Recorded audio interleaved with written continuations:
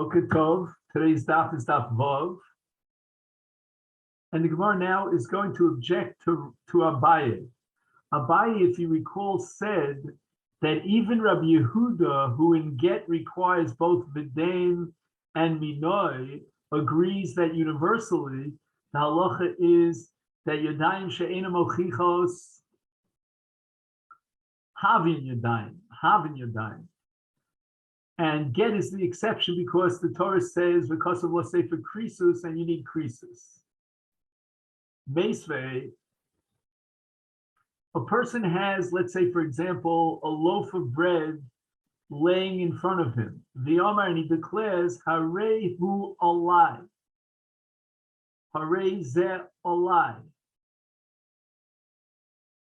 And we have to emphasize and underline the word olai. Why does he have to add the word olai?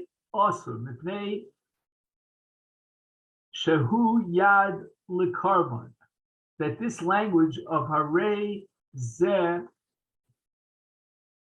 is the beginning of a language of someone who is voluntarily offering a carbon, and he uses a yad of harei hu olai, harei zeh olai. Therefore, when a person has a loaf of bread in front of him and he declares harei hu olai, harei zeh olai, that's enough to do what's called hatfas of the carbon. He's making this carbon like, he's making this kikar lechem like a carbon. It's as if he said harei hu olai a carbon, it's asur. But he has to add the word olai. So the Gemara is medayik now. Tam b'di omar Allahu dios. The reason why it's asur and this is a neder and it qualifies as a yad is because he added the word olai. Avalo amar olai. If he didn't add the word olai, all he said was harei zeh lo, or all he said was harei hu. There's no Isser. Without the extra word, the tosefes of the word olai, it's not considered a yad l'neder, it's not a yad l'karban, and the neder is not chal, even though harei hu, even in the absence of olai, is a yad l'karban. At this point in the sugya, the Gemara has no other interpretation of harei hu other than a lashon of carbon. So therefore, what we have in the case of harei hu without the word olai is a yad she'ena mochicha.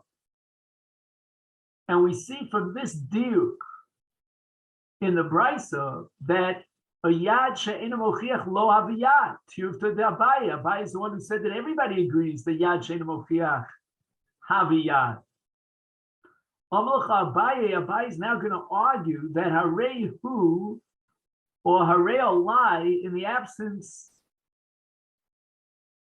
harei hu or harei zeh in the absence of the word olai is not even a yad she'ena mochiach. We don't really understand what the meaning of his words are. He might not be indicating at all that he wants to create an Isur. Abaye taima di omar alayu di asar vel omar harei hu v'lo omar olai harei hu de hefker. What he had in mind is not harei olai asur, harei olai carbon. He meant to say harei hu hefker. If he left out the word olai, harei hu. He's describing something about the object. But he's not saying that he's accepting upon himself an Isur, so there's no yad here at all. It doesn't have even a Torah's yad. Or, alternatively, harei hu v'tzedakah kamer. Perhaps he was designating this money for tzedakah. So we don't have any yad at all that he means to create an Isur neder unless he says olai. The word olai is critical here to indicate and to reject other possibilities that he's making it hefker, he's making it tzedakah. And the Gemara rejects this answer. The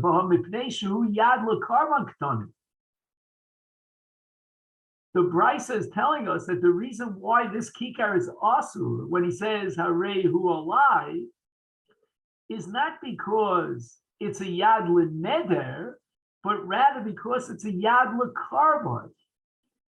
And the Brisa is telling us that when a person is misnadev to bring a carbon, he uses a lashon of a yad, harei hu, or harei zeh. And he means a language of hisnadvus l'karbon. Why did he have to add the word olai? So in other words, we're not going to be medayik from the Brisa that without the word olai, maybe he means hefker or maybe he means staka. No, the Brisa says explicitly that these lashonos are yad l'karbon. That's what it says in the Brisa. Harei hu yivneshu yad l'karbon. So it means that harei hu is a language of a carbon. The only reason why we need the word olai is in order to create a yad hamochiach. We're upgrading a yad l'karbon of harei olai. I'm sorry, of harei hu or harei zeh. Through the word olai, we upgraded from the level of a yad she'en hamochiach to a yad hamochiach, but the language is a yad l'karbon. So the Gemara answers, Ela Ema. Now the Gemara has a total switch in its understanding of this Brisa. Taima di Omar Olai. What is the Brisa putting the emphasis here on the additional word Olai? Is to tell you that hu aser v'chavero muta. That only if he adds the word Olai do we limit the Iser Neder on this kikar to the bailim, the noder who took the neder. However, someone else does not have to treat this kikar as a carbon, and if it's mutter for anyone else to benefit from this kikar or to eat the kikar. Avol im omar harehu. If he says harehu without adding the word olai, which means he's using a language of a yad l'karbon. Shneim asurit. Why? Because Abai maintains that a yad she'einu mochiach have a yad, and then we're going to interpret this lechumra that he doesn't mean to say it's hefker, he doesn't mean to say it's staka, but dilma perhaps harei hu hegdesh kamar, and he's telling us that this kikar is hegdesh and it's also for everybody, like a davar kadosh, which is also to the whole world and not just to himself. Meisvei, the Gemara now raises another objection against Abaye. We have a behemas chulin, and it's walking in front of him, and he points to the animal and he says, he declares, harezu chatas, harezu osham. These are two korbanos which could only come b'chova. A chatas would be violated in Easter lav b'shogeg, which would generate kares b'mezid, and an osham, where, again, there are many different types of hashamos, but basically he's chayav a korban osham under certain scenarios. And that's called an osham vadai. Is afal pishu chayav chatas osham lo omar klub. The behema remains chulin as it was before. Why? Because this language is a language of nidava. He didn't add the word chatasi, it's my chatas. Ashami, it's my asham. Meaning that I'm bringing it as a chova. Therefore, the possibility arises that maybe he means to establish and dedicate this animal as a korban nidava, but chatas v'yasham does not come b'nidava. It's only a tashlum for his chovas, chatos or asham. When he says harezu chatos, he might be saying that I'm taking upon myself an additional chatos above and beyond the chatos of chova that I'm obligated to bring, and that he can't do because it's ain't above and dava. However, says the Brisa, if he says harezu chatosi, harezu ashami, then if he's chayiv in that carbon or chatos of an asham dor kayamit. So the Gemara says that the chalos kedushas chatos or asham will only be chal if he says chatosi or if he says hashami. And this should be in the absence of Chatasi or Ashami when he says Harei Zu Asham, Harei Zu Chatas, should be a Yad She'ein Mochia. We don't know if he means it L'Nedava or he means it L'Chova. And yet, the Brisa goes on record as saying that it's not Chal at all. According to you, Abaye, that everybody agrees that Yodayim She'ein Mochichos have in Yodayim, then we should go to Chumrah. We should assume that when he says Harei Zu Chatos, he means for his Chova. We should not assume that he means it for Nedava. The Gemara now backtracks, and Abaye, who said before that even Rabbi Yehuda holds that Yad She'ein Mochiach is a valid Yad, the exception to the rule is Get, because the Torah calls it Krisus. Now Abaye rescinds his original position, Hadarbe, as we'll soon see, and he holds that Rabbi Yehuda is the one who holds that Yadayim She'ein Mochichos lo avin Yadayim, and that's universal. It's not just a din and get. But I paskin, says Abaye, like the Chachamim, and the Chacham hold Yadayim She'ein Mochichos having Yadayim, and therefore this case of Harei Zu Chatos would be Chal.